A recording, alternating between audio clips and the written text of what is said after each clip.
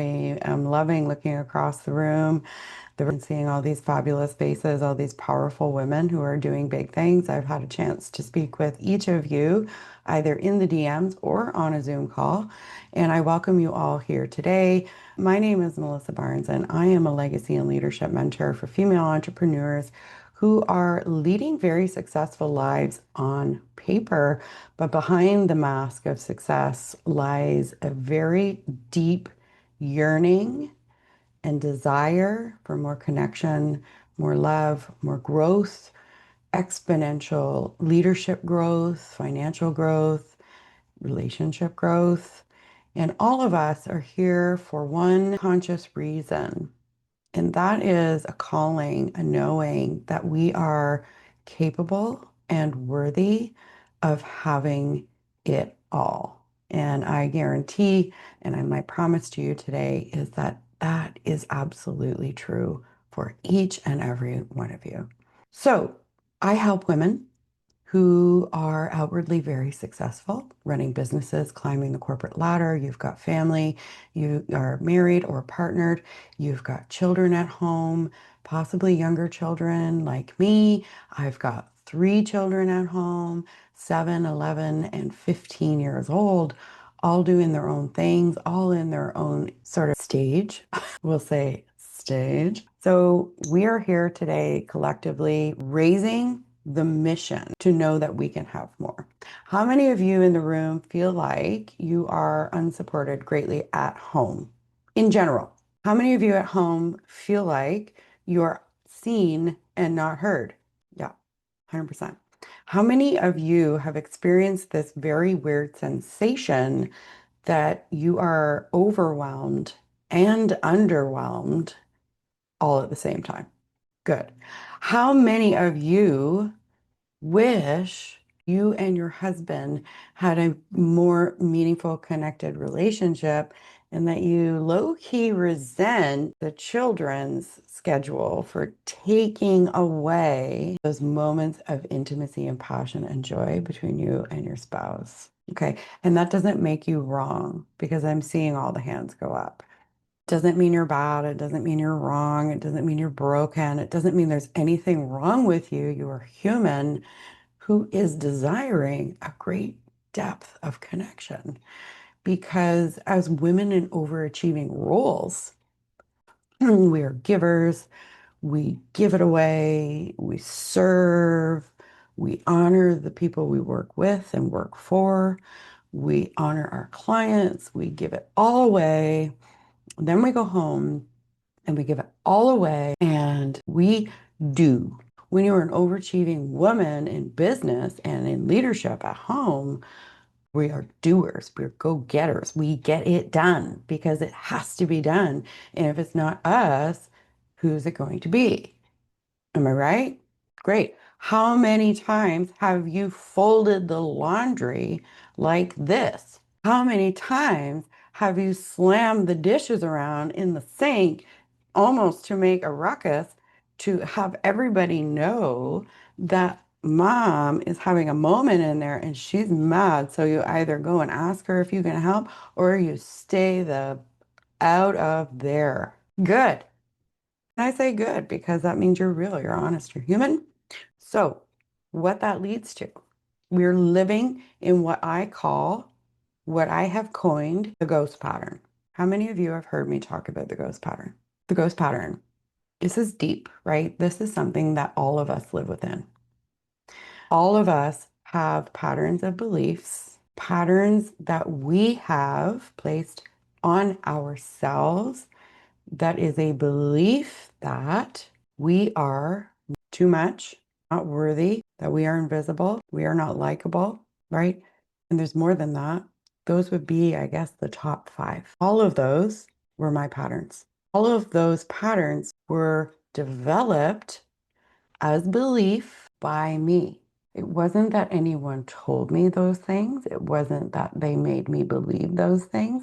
It wasn't even that society made me believe those things. But what happens actually in the ghost pattern is that somewhere in your life, there's been a circumstance, an event that has taken place in your life that didn't feel good. made you feel a certain way.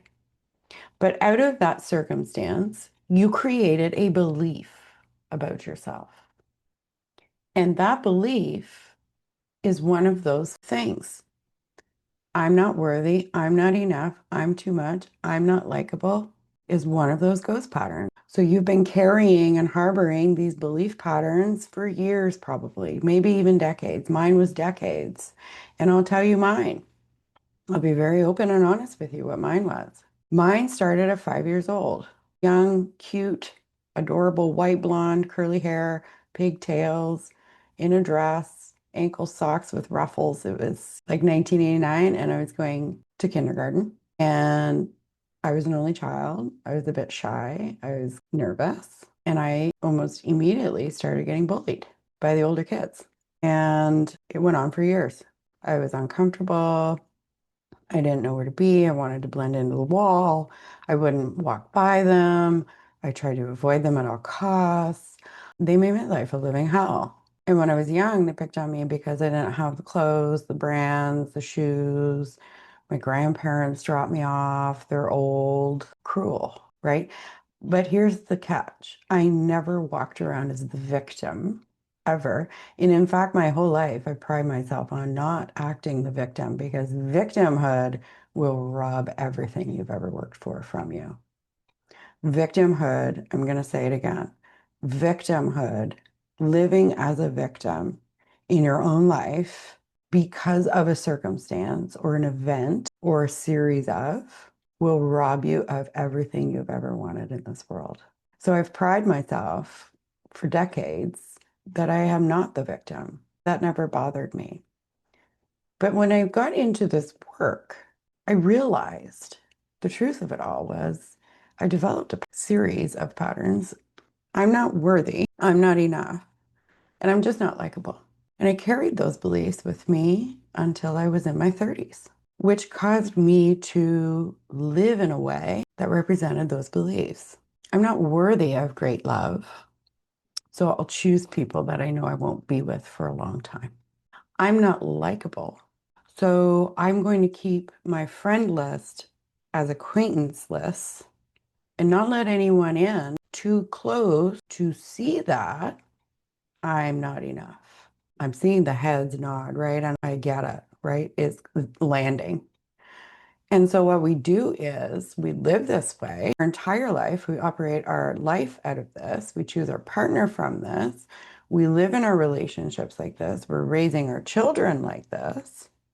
We're leading our business like this. Half-assed, invisible, hiding in plain sight, disappearing your own damn self from your fucking life. Excuse me. Well, you vanish in your own life. Well, you vanish while you're sitting right there in the room. Your presence is not known. It is not felt. If you do make your presence known, it's probably not in a positive way. You're probably angry, yelling, raising your voice, getting grumpy, slamming the dishes, folding the laundry because nobody appreciates you. Hello? Yes, that's the truth of the matter. You've been carrying around these patterns. You've done it to yourself. You've created a belief about yourself, and you carry those patterns unknowingly without even realizing it is completely on autopilot. And you're living in autopilot under three levels of life: resentment, resistance, and revenge, which leads to the burn it down pattern, which was my pattern. I burn everything to the ground, so there's no chance of that coming back ever. Relationships, past life jobs, money, just burn it all to the ground. Why? I'm not worthy, I'm not enough, and I'm not likable. So let's reverse all of this. Where did it start? What happened to you? What circumstance happened with you that you made a meaning of about yourself and that you now believe wholeheartedly, subconsciously, that that is true? Remember, victimhood will hold you back from everything.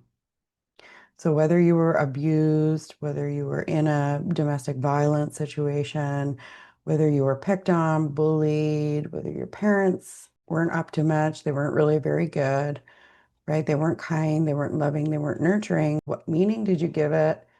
And what are you carrying around as baggage that really isn't yours? I'm seeing it across the room, you guys. I can see it. I can see the tears. I can see the nodding. I can see the tissues out. I can see it all. Yep. And it's all because you've created these belief systems about yourself. You did it. The circumstance may have happened with you, and you may not have deserved any of it. The choice you get to make is how you've carried out of it, right? I wasn't abused as a child by my parent. I had a very good childhood. There was nothing wrong with it. My parents are hard workers. They worked. My grandparents helped raise me. I had a good childhood. There was nothing wrong with me. But I developed these beliefs because of the bullying that I carried with me. And because of that, I never made genuine connections. I had boyfriends who I let go. I had people who adored me that I let go. And it all comes down to I don't want them to realize that I'm not worthy or likable. I've broken hearts. I've made mistakes. I've hurt people. I hurt myself. I drank too much. I almost lost my marriage. Why? Because I don't want anybody to realize that I'm not enough.